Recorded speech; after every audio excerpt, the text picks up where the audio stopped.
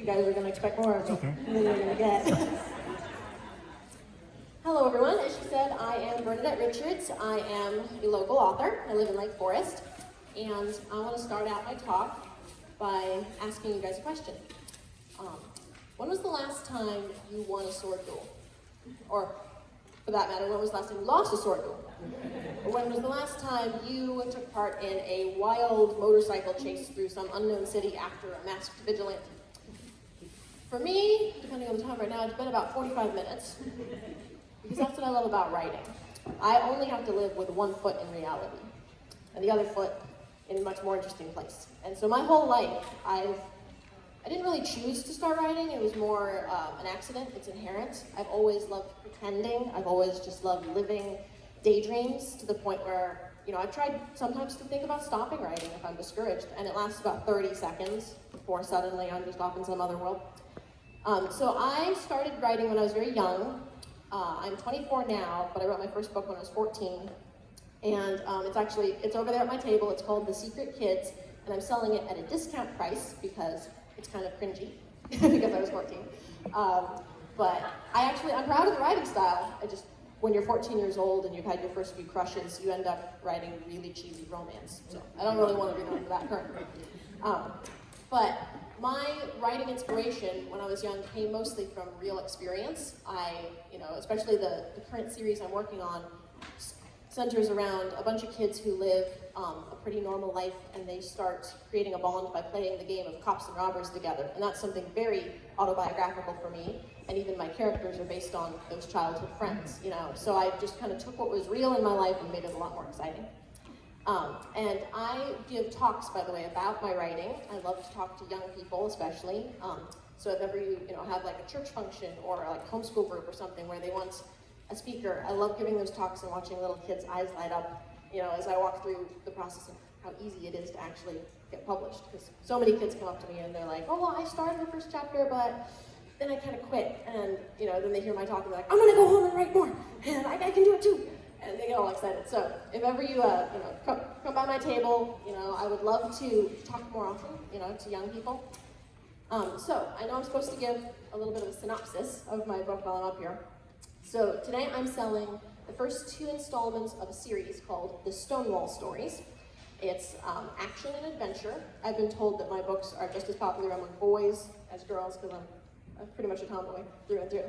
And I've always discovered that for me, the best inspiration for writing is to continue to just play my games. And you'll see that on my table I have two practice swords. So sometimes when I'm writing a sword duel, it's good to just grab a teenage boy and be like, can you walk outside and we'll pound this out? And because I really need to see how this choreography is supposed to work before I describe it. And so those are pretty dirty. I got my tablecloth all dirty right away. So when you're entering the Stonewall stories, people ask me the genre all the time, and I'm so confused as to what to say to them, because I don't really know what the genre is. The synopsis is, kids from our world enter another realm, kind of like Chronicles of Narnia, or getting into Middle-earth. And instead of finding themselves the long-awaited heroes, the young girl, the protagonist, she's wanting a more exciting life, right? So she ends up in this magical land, that's great. She meets a very handsome prince. Only catch is, she's prophesied to be the person to kill her.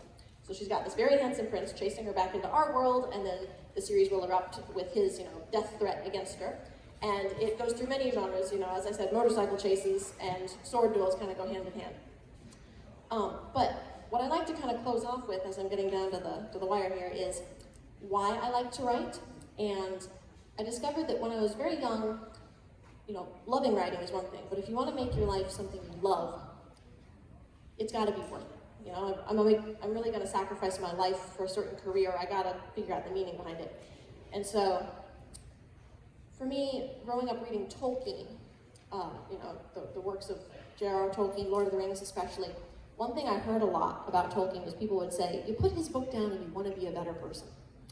And that really struck me. And I was thinking, I want to be the type of author where I write characters that struggle and they have issues and they have faults, but they overcome them. And when you put the book down, you stand up thinking, I want to go out there and be a little bit more brave with the problems I face, So my books are aimed mostly towards young adults. I've had older adults say they enjoy them too.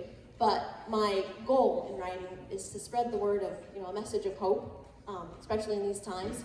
My main log line for my character, her motto to live by is "Hope is still worth fighting for." I feel like young people need to hear that. So if you want to join in the dream of promoting my books, you can either buy them or, if you don't want to take a chance on buying the book, there's other ways you can support me by following my Instagram or a YouTube channel I have. That's a free, like and subscribe. Not hard to do, takes 2 seconds. And the main reason we're trying to gather a lot of interest is my goal is to someday make these books into films. And so the more people we have on board who've heard of them, the more chance I have of approaching any film companies for that kind of thing. So thank you guys so much for your support, and I hope you come by the table and I can meet you.